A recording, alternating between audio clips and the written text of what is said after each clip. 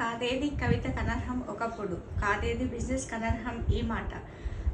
గాడిద పాలతో వ్యాపారం చేస్తారనే విషయం అందరికీ తెలుసు, కానీ చర్మంతో వ్యాపారం జరుగుతుందనే విషయం ఎంతమందికి తెలుసు? గాడిద చర్మాన్ని ఉడికించి దాని ద్వారా జెలటిన్ అనే పదార్థం వస్తుంది. దాంతో ఎజియావో అనే పదార్థము, ఈ ఎజియావో కూడా 3 రకాలుగా దొరుకుతుంది: మాత్రలు, చూర్ణము, ద్రవము.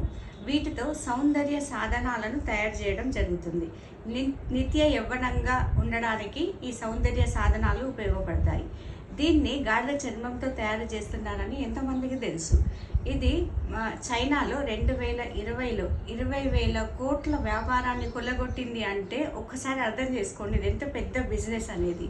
అంటే గాడిదలు 1990లో గాడిదలు 1,20,00,000 ఉన్నాయి, ఇవాళ 20 లక్షలకి పరిమితమైనవి. అంటే గాడిదల సంఖ్య క్రమంగా తగ్గింది. ప్రపంచం మొత్తంలో ఉన్న గాడిదల వైపు ఇవాళ చైనా చూస్తుంది.